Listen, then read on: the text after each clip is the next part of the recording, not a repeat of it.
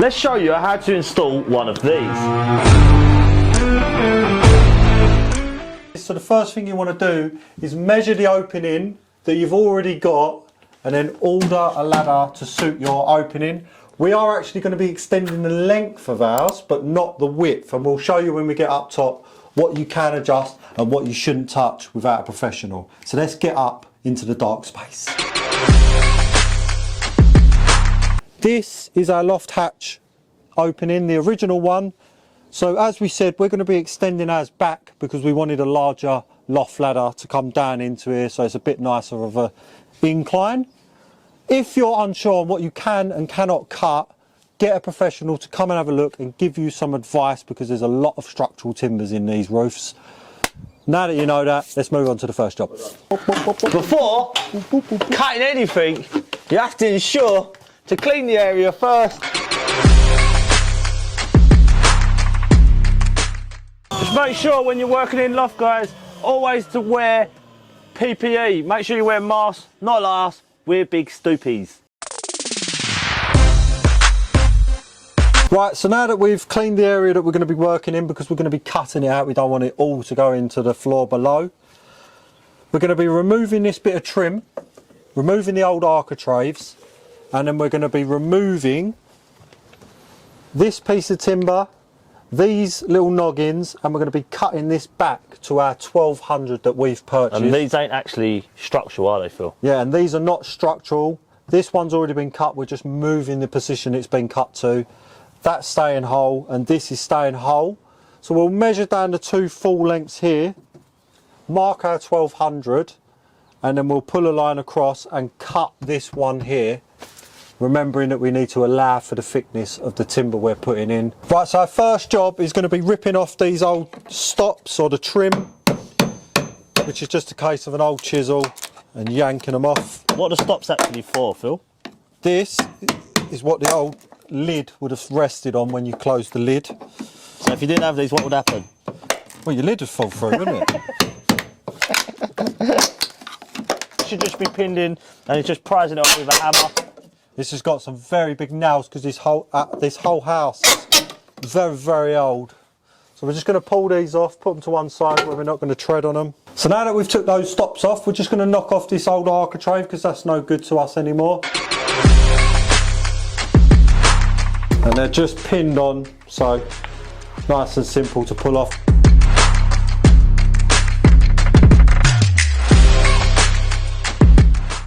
So now that we've removed the trims and the architrave, what's next, Phil? So next we want to start modifying our opening to take our new set of stairs. So we're going to measure our length. We've ordered a set at 1200, so if I mark 1200 here, that is going to be our opening, but obviously we're going to be adding a timber, so we're going to make it 1238 because we're using 3x2. So we're also going to measure the centre because we need to cut this out at 1238. Right, so we've decided that we're going to be doubling up on this end here because it's picking up this centre joist. So we've just added another 38mm because that's what we're using. So simple as that. If you want to double up on the end to give it that little bit more strength, a little bit less bounce, just add another 38mm for the thickness of the timber we're using. We're going to be cutting it with a skill saw, but you can use a hand saw. And the only one we're cutting here is this central one that's already been cut because we're just moving it back. Make sure you're on something flat and you're steady and you're not wobbling all over the place. Don't be treading in the centres, obviously. I don't know if I've already said that, but you will go through the ceiling. So I've put myself a ball down. So we've cut as deep as our skill saw will go. We're now just going to finish it off with a hand saw. You can use the hand saw all the way through if that's all you've got. There's nothing wrong with that. It's just a bit more labour. Right, so that's all they cut through. Now when I'm moving about, I don't want to be treading on that because it's not picked up anymore. So I'm going to just go and get myself a hammer. And the first thing I want to be removing is these noggins here. Trying not to destroy the ceiling underneath as best I can.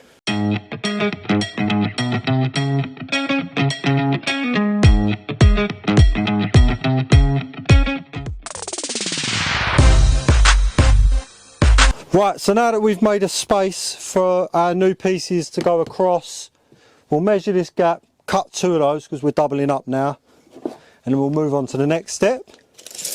And these are 850. We'll get 2 of those cut and get them put in. Ready? Right, so I'm going to screw into the end of this one here to pick this one up, or pick it back up. 2 screws, offset slightly. And then we're going to screw into the ends of these joists right here before we put that in. Remember, if you're going to be moving this insulation around, make sure you've got some gloves on because it can be itchy for people that are not used to it. Right, so we've got the first of our new supports in. Next we're going to knock out the last of the 2 around the existing opening that we don't need anymore, and then we'll be running the last of our timbers, and that'll be our opening done. So we'll show you that now. We'll get on with it. So as you can see, we've got a very big opening now. So our next job is to close this in to the 600 that we want. Because this floor joist here has got a big crack in it, we're actually going to double that up with some new timber and then open it up 600 and then 2 this side. So we'll get those cut. We'll measure that now, cut them and show you what that's like. Right, so we've got our timber. The first one we're going to put in is the one to strengthen this original joist.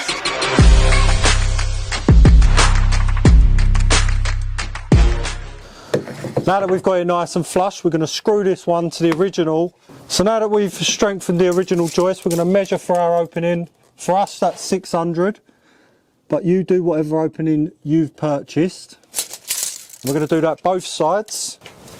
And now we've got our marks, we're going to install our timber to the outermost side, because obviously we don't want to shut up that 600 spacing.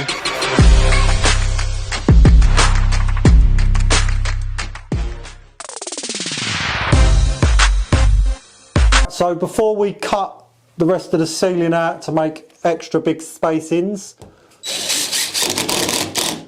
we're going to run some screws along the new opening to help support the ceiling boards.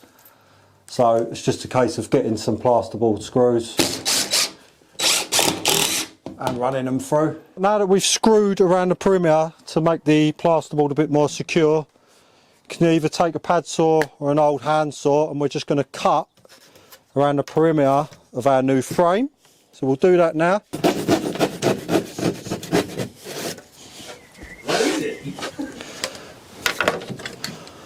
Before we cut that next side, I'm just going to run my knife along this edge so that if it does snap, it won't cause too much damage.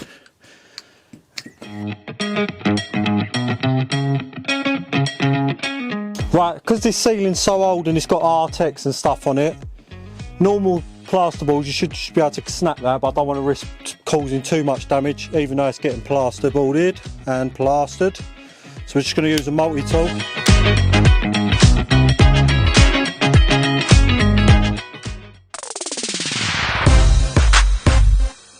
Right, now it's time to install the loft ladder, and Fat Crow have come up with a genius idea, because we read the instructions just this once, to install battens either side and then put it up, and then I'll show you. So you fix a batten this side and you make sure you fix it into your frame. So just make sure they're strong enough when you're doing it. And it's got to be just inside, so when you actually put it up, it locks on top of it. Right, so now we're going to put it up onto our battens that we installed. Brad's up on top, so it is easier if there's 2 of you. Hello. And be careful, obviously, because we don't want this to... Right, wait there, Brad. Yep. We don't want it to unfold and hit us on the head. Let me know when then we're just going to... You alright? Drop it onto our battens.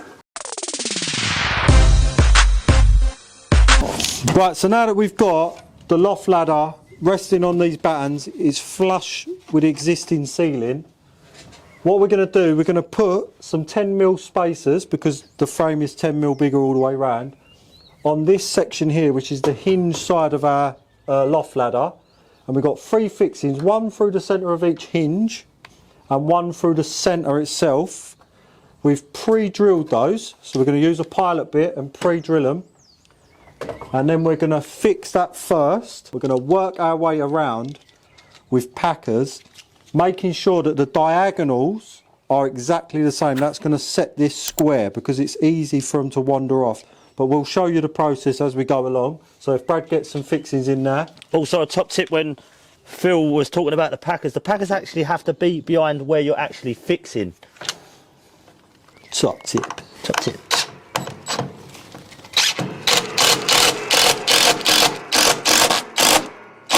So we've got two 10mm packers in each side so that this side itself is centred, and then we put our 10s along our fixings on the back, get them in and then move our way along. So now that Brad's fixed that ending, I can show you exactly why.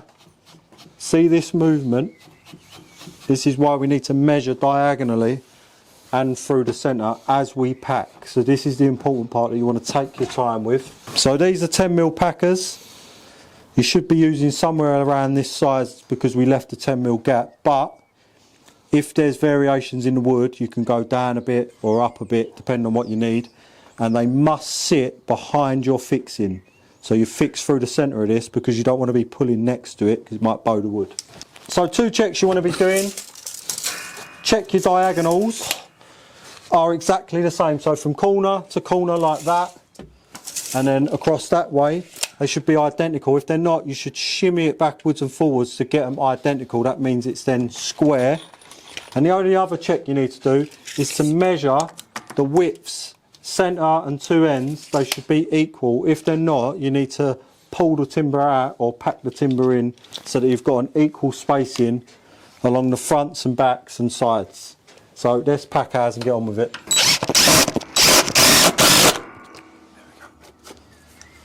Right, that's it all screwed in. So now we're going to take the battens off and look at cutting the length of that ladder down because it's a little bit too long.